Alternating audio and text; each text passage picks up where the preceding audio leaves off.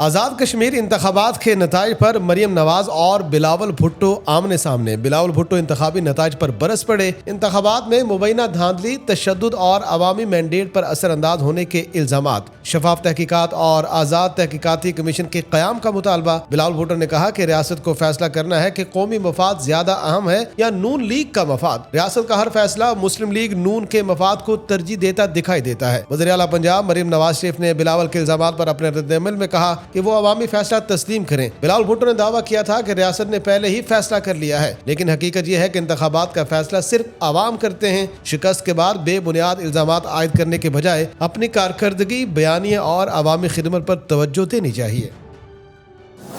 وزیر اعلیٰ پنجاب محترمہ مریم نواز شریف صاحبہ کا ٹی وی پہ ایک ریکارڈڈ خطاب سنا، اور اس پہ جس طریقے سے مریم نواز صاحبہ نے گفتگو کی، ایک مرتبہ پھر جو ہے وہ ایک مثال ہے کہ جی ایک چوری اوپر سے سینہ زوری۔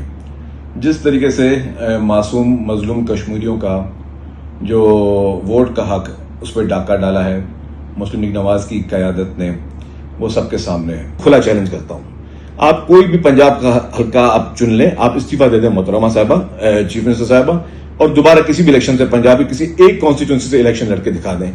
ہم بھی آپ استعفیٰ دیتے ہیں، ہم بھی کسی بھی سیٹ سے جو الیکشن لڑتے ہیں سندھ سے، تو دیکھیں کہ سندھ کی عوام ہمیں الیکشن میں ووٹ کے دے کے کامیاب کریں گے، اور پنجاب کی عوام آپ کو کسی بھی حلقے سے کامیاب نہیں کریں گی۔ سندھ کے سینئر وزیر شرجیل انعام میمن کی مریم نواز پر تنقید، کہا مریم نواز کی گفتگو چوری اور سینہ زوری ہے۔ آپ جعلی مینڈیٹ کے ذریعے حکومت میں بیٹھی ہیں، آپ فارم 47 کی بنیاد پر حکومت پر قابض ہیں۔ پنجاب میں کسی سے بھی پوچھ لیں، آپ کو ووٹ نہیں ملا تھا۔ چیلنج ہے پنجاب میں دوبارہ الیکشن لڑ کر دکھا دیں۔ جبکہ وزیر اطلاعات پنجاب عظما بخاری نے بلاول بھٹو زرداری کو پنجاب کا دورہ کرنے کی دعوت دے دی، کہا کہ وہ خود آ کر صوبے میں ہونے والی ترقی کا مشاہدہ کریں۔ عظما بخاری نے پیپلز پارٹی پر تنقید کرتے ہوئے کہا کہ الزام تراشی کے بجائے اپنی کارکردگی عوام کے سامنے پیش کی جائے۔ سندھ خصوصاً کراچی میں ٹرانسپورٹ، صفائی، صحت، تعلیم اور امن و امان سمیت مختلف شعبوں میں عوام کو مسائل کا سامنا ہے، جبکہ پنجاب میں ترقیاتی منصوبوں کے نتائج نمایاں ہیں۔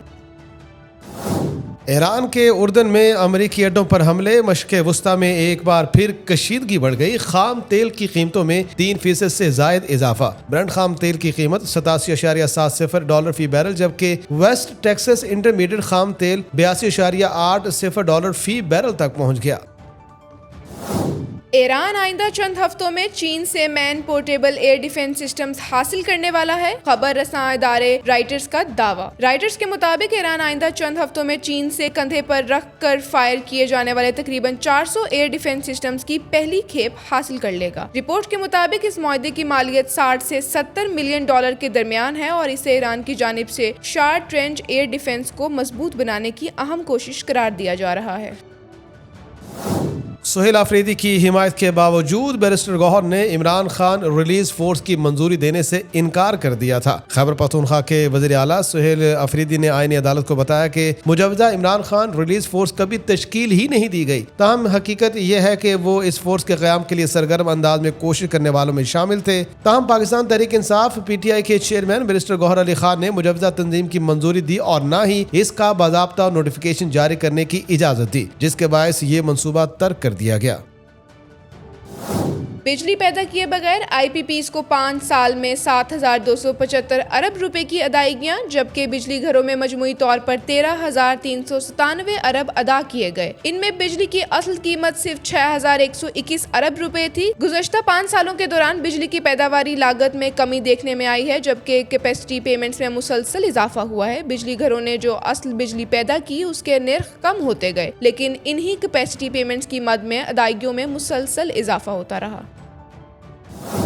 حج پر جانے والے خواہش مند حضرات کے لیے ایک اہم اعلان، پہلی 4 سالہ حج پالیسی کا اعلان کر دیا گیا۔ نئی پالیسی کے تحت حج کے اخراجات 12 سے 13 لاکھ تجویز۔ وفاقی وزیر مذہبی امور سردار یوسف نے 2027 سے 2030 تک کے لیے ملک کی پہلی 4 سالہ حج پالیسی کا اعلان کرتے ہوئے کہا ہے کہ یہ صرف پالیسی نہیں بلکہ حج انتظامات میں جامع اصلاحات کا آغاز ہے۔ سردار یوسف نے بتایا کہ سرکاری اور نجی حج کوٹے کا تناسب بدستور 60 اور 40% رہے گا، جبکہ عازمین صرف 10% رقم جمع کرا کے درخواست دے سکیں گے۔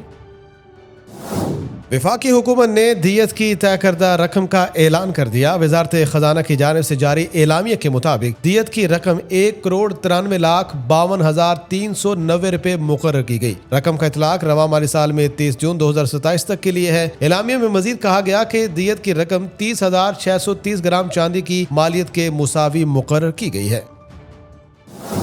सेहत दुश्मन अनासिर के खिलाफ पंजाब फूड अथॉरिटी का बड़ा क्रैकडाउन। लाहौर में पंजाब फूड अथॉरिटी की फूड सेफ्टी टीम ने गैर मयारी मुरब्बा तैयार करने वाले यूनिट पर छापा मारकर भारी मिकदार में नाकिस अशियाए खुरनोश तल्फ कर दी। कार्रवाई के दौरान 700 किलो गाजर और पेठा का दूध जबकि 800 किलो मुरब्बा समेत दीगर गैर मयारी अशिया बरामद हुई, जिन्हें मौके पर तल्फ कर दिया गया। फूड सेफ्टी टीम के मुताबिक प्रोडक्शन यूनिट में सफाई के नाकिस इंतजामात, गैर मयारी खाम माल के इस्तेमाल और हिफ्जाने सेहत के उसूलों की खिलाफ वर्जियां पाई गई। तैयारशुदा मुरब्बा इंसानी इस्तेमाल के लिए गैर महफूज करार दिया गया। संगीन खिलाफ वर्जियों पर मुरब्बा यूनिट को फौरी तौर पर बंद कर दिया गया, जबकि जिम्मेदार अफराद के खिलाफ मजीद कानूनी कार्रवाई का आगाज कर दिया गया है। हुकाम का कहना है कि शहरियों की सेहत से खेलने वाले अनासिर के खिलाफ बिला इम्तियाज कार्रवाइयां जारी रहेंगी। शहरी गैर मयारी या मशकूक खुराक की इत्तला मुतल्लिका इदारों को दें।